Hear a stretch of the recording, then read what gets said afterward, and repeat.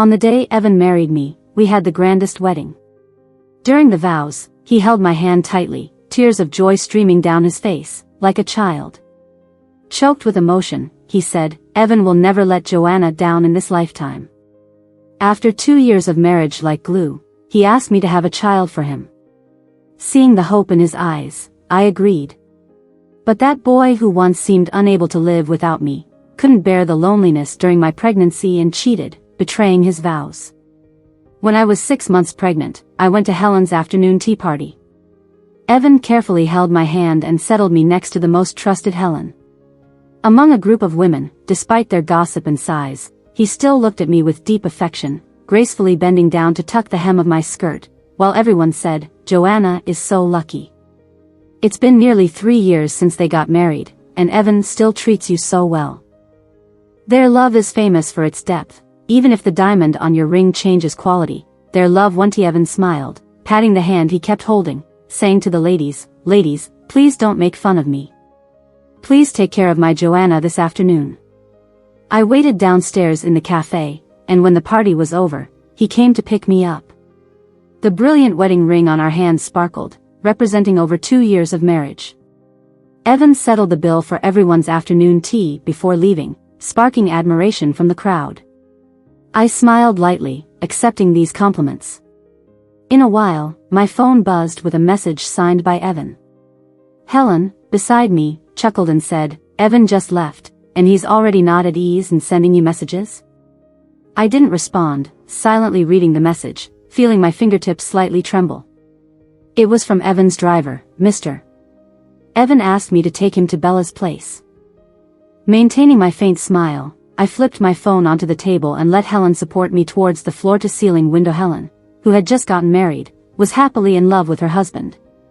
With slightly envious eyes, she asked me, "Do you think my husband and I can have a love that never changes like yours?" I watched as Evan hurried into the car, the driver took him, and the car drove away from the cafe. With my back to the crowd, I suppressed my smile of happiness. Feeling the wear on the diamond ring, I said, "There's nothing that never changes. That boy who once seemed like he couldn't live without me has changed. He couldn't bear the loneliness and cheated during my pregnancy." I knew how much Evan loved me. Our families are old friends, and we grew up together as childhood sweethearts. From a young age, everything he did centered around me. When I was a child and liked the tiramisu from the cafe in the north of the city, he spent a fortune to bring in that pastry chef. In high school, our whole family moved to London, and this young master, used to a life of luxury, came alone to live in London just to accompany me to the same high school and college. Without hesitation, he turned down an acceptance to Switzerland to come to the Netherlands with me for further studies. I once told him with a heavy heart, "You don't have to always be by my side. You're so good to me, and I'll remember that." At that time, he said, "Joanna, you don't have to worry about me. Keep moving forward, be yourself, live freely and brightly. I will always be behind you, that's my mission." It was Christmas time, fireworks filled the sky. I looked at my young man with my eyes full of him and sincerely made a wish, Joanna and Evan, never apart. It was that day I decided to stop and build a happy home with Evan. The day I accepted Evan's proposal, he was so happy he couldn't sleep all night. He ran around the entire city of New York, with all the billboards saying, "Evan is going to marry his most beloved woman." Because of this, Evan was teased a lot by his friends. They said he was like a 3-year-old child in love with me. They also said I was the heartbeat of Evan. When I settled in New York after marrying Evan, my father strongly opposed it. Although he also liked Evan, he didn't want me to move far away. At that time, I confidently told my parents, "I am Evan's destiny, he can't live without me. I believe he won't let me down." Looking back now, it's really funny. Who in this world can't survive without whom? And how could Evan really not live without me? The afternoon tea party lasted for 3 hours. When it ended, before I could call Evan, he showed up right on time at the entrance of the lobby. He ran towards me as if I were a treasure, immediately protecting my waist, using his right hand to hold my left hand, our rings clinking together as always. Others praised our unbreakable love, but all I could smell on him was the hospital's distinct disinfectant odor and cheap cologne. As the car started, the driver in the driver's seat kept avoiding my gaze in the rearview mirror. Evan took out a coffee he had packed for me, the logo on the bag being the same as the cafe downstairs. He opened the lid and gently blew on it for me, saying, "Didn't you want to drink coffee a while ago? It's your favorite flavor. For the baby's sake, just take a sip, I'll drink the rest." Before I was pregnant, my favorite was the cappuccino from this cafe, half sweet. In the early days of my pregnancy, I often craved coffee in the middle of the night. Evan tirelessly drove here late at night, packing a cappuccino for me just to let me smell the rich aroma and fall asleep. During the time, it was probably the most difficult period for me and Evan. I couldn't control my emotions, feeling unjust when I had to give up everything I loved for the sake of the baby in my belly. Whenever I was unhappy, Evan suffered too. After calming down, I would apologize to Evan, but he would hold my hand tightly and say, "If I had known that having a child would make you so miserable, I wouldn't have let you get pregnant." It seemed like it had been a long time since I had caused a fuss with Evan for no reason. When did it start?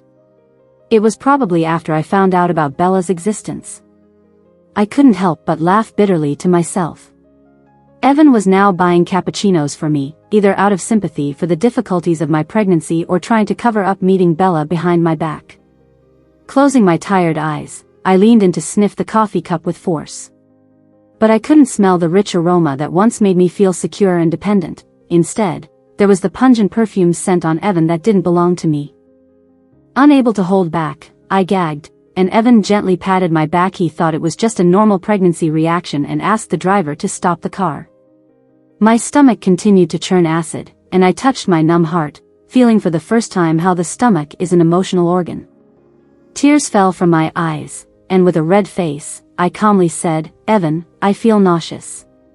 He looked at me with compassion and asked, "Joanna, can you not even stand your favorite cappuccino now?" I shook my head and replied, "It's the smell on you that makes me feel nauseous." Evan froze in place, his eyes trembling as they met mine. "What smell do I have?" he asked in a dry voice. Little did Evan know that I had already met Bella behind his back. Bella was a recent college graduate near Evan's company, full of youthful energy and innocence, unlike me.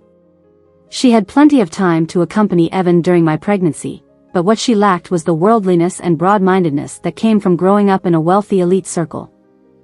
It was my idea to meet her. When Bella first saw me, she was wearing a luxurious suit that clashed with her image. The brand new fabric showed that she had bought it specifically to meet me.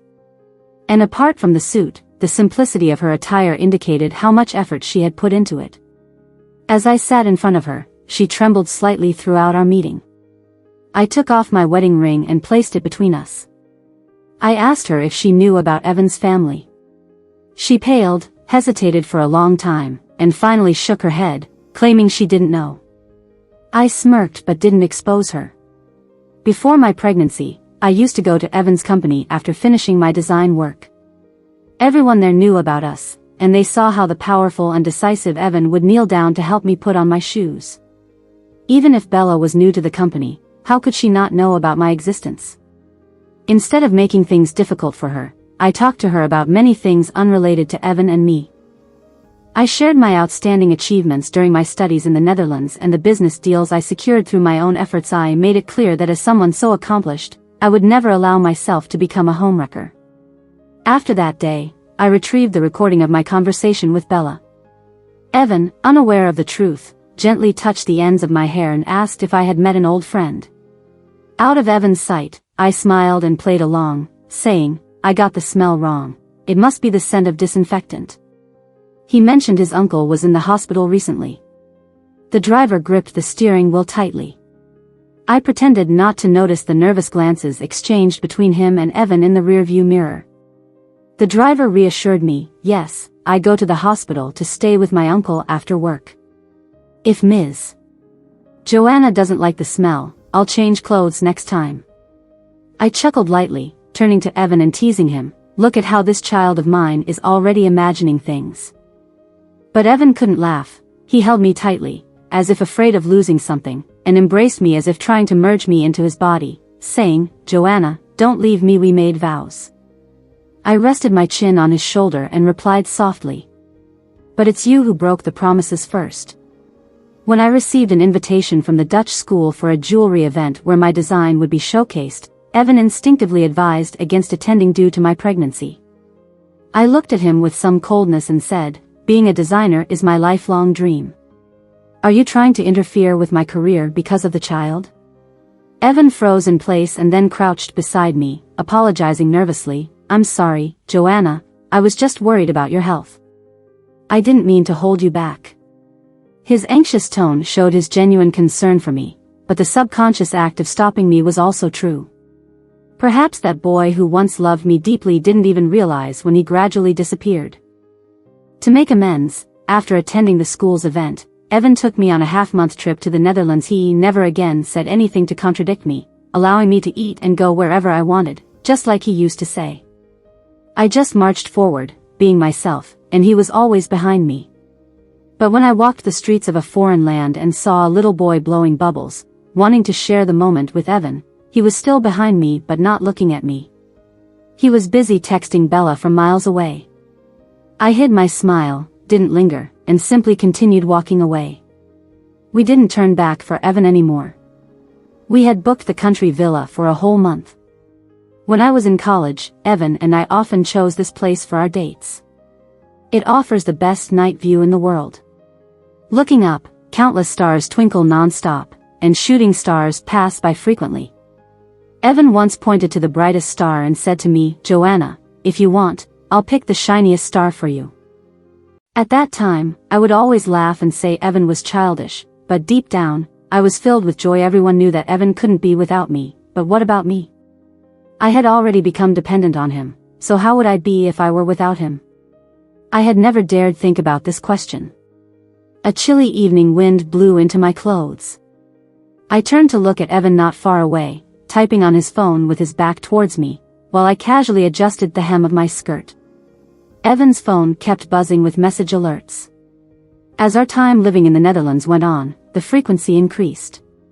But suddenly, one day, I didn't hear that reminder anymore. It turned out Evan had put his phone on silent mode. The Evan who promised to enjoy the night view with me was now rapidly replying to messages. Evan. I wanted to ask him, is he really that busy? He looked up at me, and before I could ask, his phone ringing interrupted us. Evan lowered his head to see the caller ID, and I caught his tightened hands. He hesitated for a moment before casually looking back at me. It's a call from the company, probably something urgent. I'll take it. I nodded without saying a word. He never used to take business calls by my side. Evan deliberately answered the call in front of me, maintaining a poker face while talking on the phone. If I hadn't answered a call from Bella before, I might have been fooled by Evan's professional demeanor. After we settled in the Netherlands, Bella and I met for the second time. She was the one who invited me this time. Compared to our first meeting, she seemed like a different person. She was adorned with high-end jewelry, wearing a diamond-studded watch. She casually bragged to me that all these things were bought for her by Evan. I had to admit that clothes make the man. Under the lavish display of wealth and beauty, Bella had gained a sense of charm. She was no longer trembling nervously, no longer denying certain unpleasant facts, and even triumphantly threatened me. Have you heard a saying? If a person falls in love with a second person, it only means that the first person they met was not right enough. Joanna holds herself in high regard too. Since she knows the truth, why bother with Evan and not save face for herself? She started attacking me. I simply sipped my tea calmly while Evan replied to my message in front of her. I want to go back to that villa in the Netherlands to see the stars. Book it for a month, will you? Bella listened to Evan's reply to me and turned red with anger. Fine, Joanna wants to stay, I will stay as long as you do. Before Bella could start another round of meaningless verbal attacks, I stood up and ended the argument. Before leaving, I said only one thing to her. Do you know you are unintentionally imitating my image? Perhaps these words pricked her vanity, and she began frantically contacting Evan, who stood beside me on the 20th day in the Netherlands. She called me hysterically, losing her mind. As Evan answered the phone now, I listened calmly to her crying. However, something she said suddenly made Evan furrow his brows. He avoided my gaze as if fleeing, and urgently told the person on the phone, "I understand." When he hung up and looked back at me, his eyes were starting to turn red. His black eyes, like stars, trembled violently, expressing his confusion at this moment. I pretended not to notice, and continued as if nothing had happened. "Evan, the brightest star from before isn't shining anymore. Will you help me take it down? I want to see why it's broken." But at this critical moment, Evan, who was on edge, was too preoccupied to care about my nonsensical words. He began to pack his bags, saying with a tremble, "Joanna, there's an issue at the company.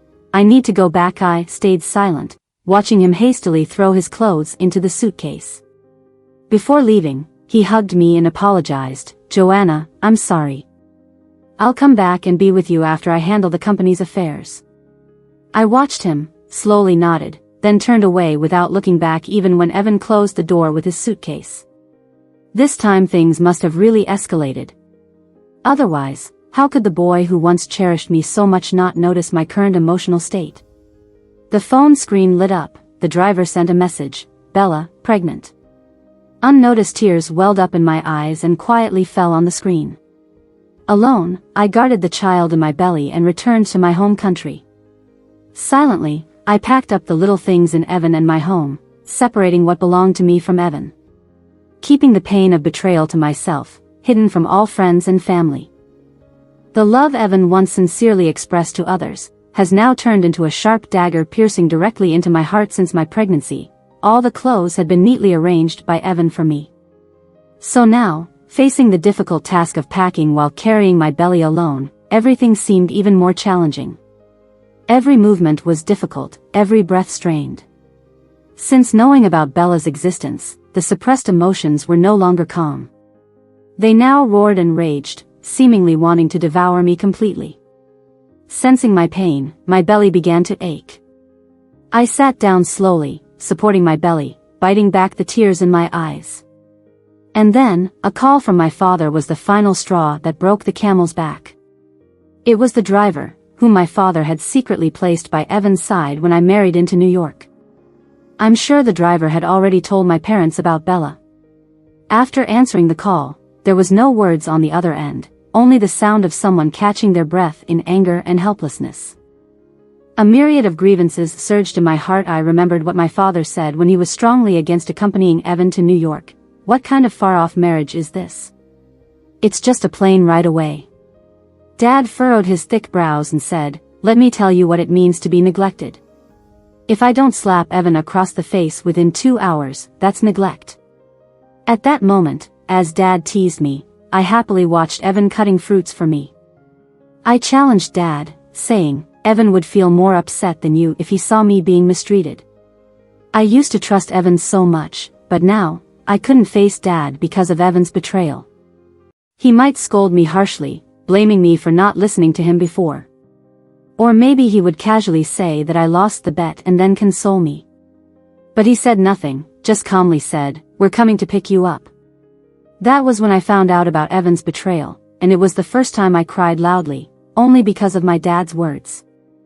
On the third night after I returned home, Evan came back. When he tiredly opened the door and saw the half-packed house and me crying on the floor, he was shocked. I could see he was trying hard to act casual, trying to deceive himself. He softly asked me, "Joanna, what's wrong?" I couldn't help but laugh at him again. At this point, he was still pretending. Evan was so frightened by my laughter that he rushed towards me, smelling unfamiliar. Trembling, he hugged me tightly, saying, "Joanna, please don't look at me like that. What's happening?" He seemed so unfamiliar to me. I broke free from his embrace and asked calmly, "When did you become so spineless?" A woman's intuition is always the most timely and accurate.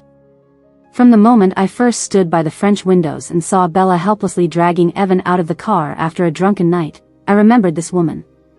Taking off the diamond ring in my hand, I looked at the faint crack under the light in the study. But at that time, I didn't take Bella seriously because you said you wouldn't let me down in this life. Mocking those words, I spoke quietly. It dawned on Evan then, how terribly wrong he had been. He suddenly knelt before me and started slapping himself repeatedly. Crying, He begged for my forgiveness and carefully held my fingertips, saying, "Joanna, hit me, slap me, kick me if you want. Please forgive me, I'll cut off all ties with Bella." I shook my head and said, "Do you remember when I advised someone to turn back from the wrong path? That person was Bella." Evan's furrowed brows showed his disbelief. He hadn't realized that I and Bella had met so early. I gave her a chance to preserve her dignity, but she didn't cherish it and kept making mistakes. She even came to me flaunting, but I just saw her as a joke. Trembling, Evan kept apologizing, "Joanna, I'm sorry, I didn't expect her to harass you directly. I'll make her apologize to you, please forgive me." I pulled away and handed him the diamond ring, saying, "Evan, you don't get a second chance to make a mistake with me once a thought crosses your mind, we're done." Tears streamed down Evan's eyes as he, like a child, shook his head stubbornly, refusing to take the ring. Without a word, I let go, allowing the ring to fall to the floor and roll to the corner of the sofa. "Joanna, please don't do this, I can't live without you. I was wrong, please forgive me." Evan picked up the ring from the floor, tearing up, and crawled beside me. I opened the drawer, took out the pre-prepared divorce agreement from my pile of designs, and said, "We represent the faces of two families, let's maintain our dignity. Evan, sign it." Tearing the agreement apart like fate, Evan cried and begged me. I thought at this moment, I might feel sad or soft-hearted for him. But now I felt calm, with a hint of self-worth from the past. Watching him tear the agreement, I asked, "Where have you placed Bella now?" Deflated, he lost the courage to stop me and muttered, "I sent her to Japan with a cold smile." I closed my eyes saying, "If I hadn't exposed it today, how long did you plan to hide it from me? Until she gave birth to that child?" "Evan, I'm so disappointed in you." Unable to stop me, Evan followed behind me as I continued to pack my things. As he reached for the items on the high cabinet that I couldn't reach, he reluctantly helped, calling my name softly, "Joanna." In the end, I zipped up the suitcase and sat on the sofa waiting. Kneeling in front of me, Evan stared at me with pleading eyes. Calmly, I said, "Evan, let's get a divorce." He pleaded, "Joanna, and me." Evan shook his head in pain, saying weakly, "Without you, I can't live." Tears welled up again, and he tried to suppress his sobs. His appearance was similar to that on our wedding day, choking with happiness that he had finally married me. However, at that time, he firmly said that he would never let Joanna down, and now, after doing everything he shouldn't have, he still hoped for my forgiveness. Looking into Evan's deep peach blossom eyes, I said, "They say, you must swallow 10,000 needles if you betray someone's genuine love. Evan, I don't need you to do that. I just want to ask, where is the boy who once loved me deeply?"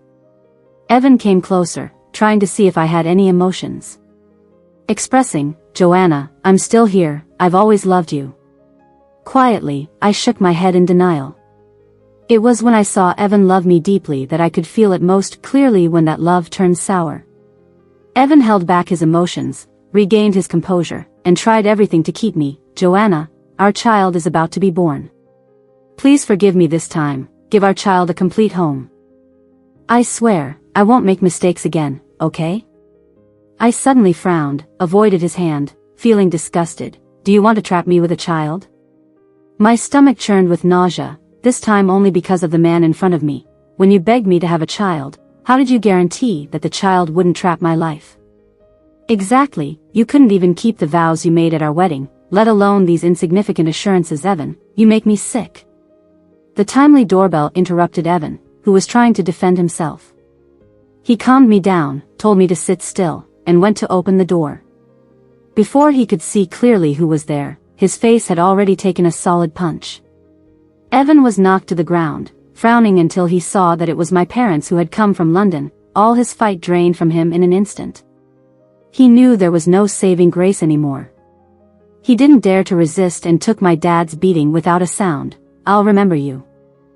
The suffering my daughter has endured because of you, I'll make you pay for it." If my mom hadn't helped me to his side, my dad probably would have beaten Evan to a pulp. I took out a new divorce agreement, along with a flash drive, and placed it next to the bruised Evan. this flash drive contains all the evidence of your affairs, how much you bought for Bella, how many times you slept with her behind my back. You probably thought your first time with Bella was a trap set by my family, but you accidentally stumbled into Bella's room. In fact, everything was planned by Bella, the same Bella you pitied so much. There is evidence of her drugging you inside. If you still act cheap and can't let her go, I have the power to make her confess everything. I left that home decisively, without feeling a bit of regret. Since the day Evan's eyes changed when he looked at me, I have been quietly contacting lawyers to fight for my shares and custody of the child. I watched as Evan, without any guards up, kept Bella by his side and fell into the gentle trap she set for him step by step. I remained clear throughout. If I had to watch over Evan even on such basic matters, this relationship would only hold me back from moving forward. The exciting life I want to live cannot be trapped by an indecisive man. Now everything about Evan is nothing but his own fault. The boy who once promised to treat me well for a lifetime, I now consider him to have been choked by time, and along with him, the girl who once depended so much on him. Perhaps the only love in this world that never changes is the love of my parents for me. They took me back to London, where I publicly announced my divorce from Evan in a high-profile manner. People were both surprised and kept speculating on the reasons for our relationship turning sour. I openly disclosed Evan's infidelity to the outside world. With a 7-month-old baby in my belly, I returned to my battlefield. I released a new design draft, in which the unbreakable diamond that everyone yearned for revealed numerous cracks. I named it Natural Decay, to mourn the boy who once said he would pick stars for me. Evan publicly admitted to his mistakes. The company he had built for more than 10 years saw a sharp drop in stock prices overnight. He kept trying to contact me, no longer expecting my forgiveness. He said he wanted to make it up to me with all his might. I paid no more attention to him and Bella. I only knew that Evan used all his connections to find a lawyer and brought Bella to court. When I saw Bella again, she rushed towards me as if crazy, but was stopped by the bodyguard my dad arranged by my side. She cursed at me, attributing her current miserable state to me. "Joanna, you'll have a miserable life. It's you, it must be you who forced Evan to get rid of our child. Why does Evan still love you in the end? Why can you have everything I can never reach in my life? Why can't I even protect my only dad, who died of cancer yesterday? I just wanted Evan to help me save my dad." Bella had lost the arrogance she displayed when we last met, and the relentless fighting spirit that she was born with, which I once noticed when I first saw her at Evan's company. Dragging her broken body and mind, she wept bitterly in front of me. Blaming me, blaming Evan, blaming the unfairness of the world. Bella had provoked me more than once. She said I was nothing without Evan's favor.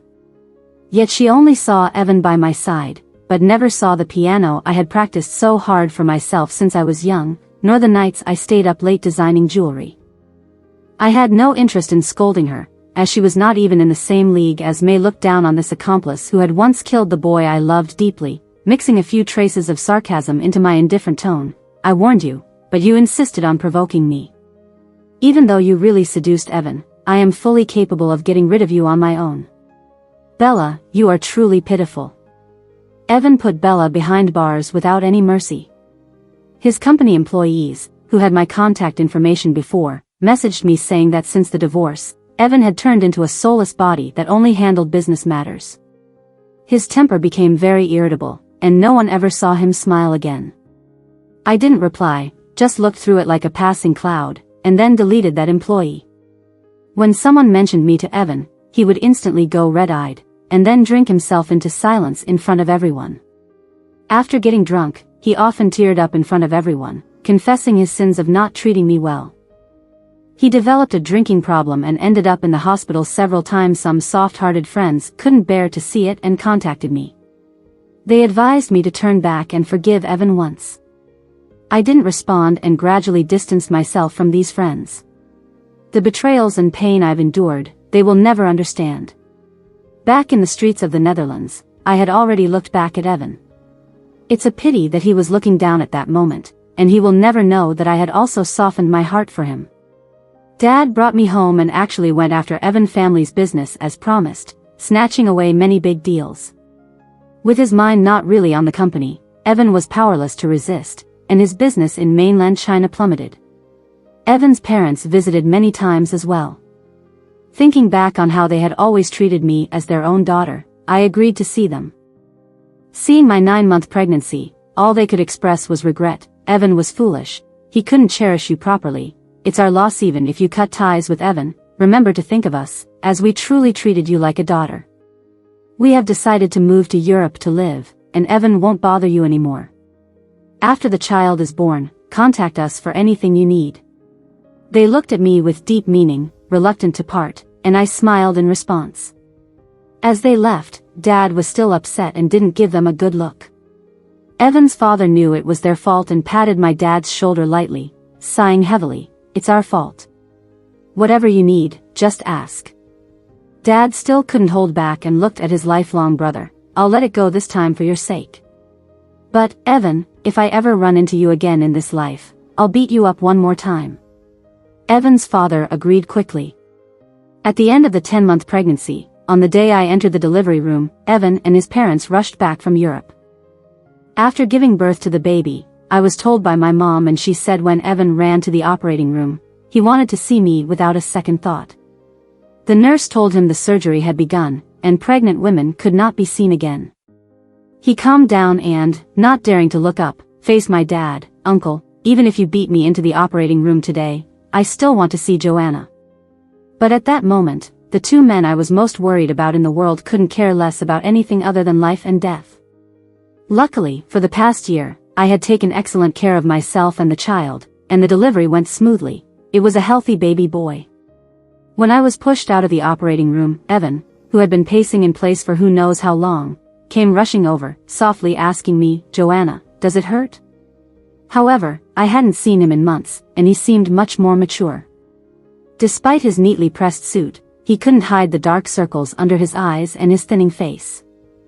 But that was no longer my concern, whether he could live without me. I didn't care anymore. Avoiding his gaze, I looked at my parents and Evan's parents. My dignified father's eyes were filled with tears, his voice trembling. "The child looks just like you did when you were born." In the days that followed, Evan kept trying to see me. I stopped my dad, who tried to solve things with violence, and chose to see Evan one last time. When he opened the door to the hospital room, the world seemed to quiet down. We looked at each other in silence, knowing there was no longer any possibility between us. He left a card and avoided my gaze, saying, "This is my duty as a father. I won't fight you for custody. I just hope you'll allow me to see him occasionally." I smiled faintly and shook my head. "Even if you wanted to fight, you couldn't win. I didn't divorce you when you cheated for the first time because I was collecting evidence to secure a future for myself and the child.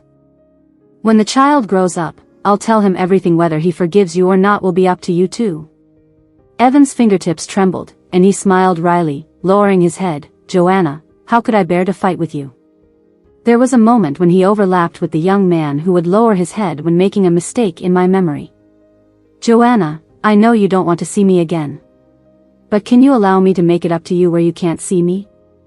As the past and reality separated, I saw no emotions in Evan's eyes. "Evan, the best way you can make it up is by not disturbing my life anymore. Don't show up again in the next life. Leave. Stop suffocating the memory of the young man in my mind." I named the child Leo, a simple name. When I returned to the Netherlands with Leo, it was to attend the award ceremony for Natural Decay, a design I had won 4 years ago. Walking down the familiar yet unfamiliar streets of a foreign country, with Christmas snow falling all around, I thought back to the young man who had always walked behind me. "Mom, walk faster." The childish voice brought me back from my memories. He was blowing bubbles, bouncing around, inviting me to move forward together. As the past sweetness and pain gradually blurred, all I felt was gratitude. Grateful that I wasn't the heroine of a soap opera, giving up everything for love. I still had a beloved career, a steadfast heart, and the me who would always cherish myself. I bought that wilderness villa, claiming this favorite starry sky as mine for life. Looking up, I couldn't remember the position of the once no longer twinkling star. But in the galaxy, there will always be the brightest star. Leo in my arms pointed to that star and said to me, "Mom, when I grow up, I'll pick that brightest star for you.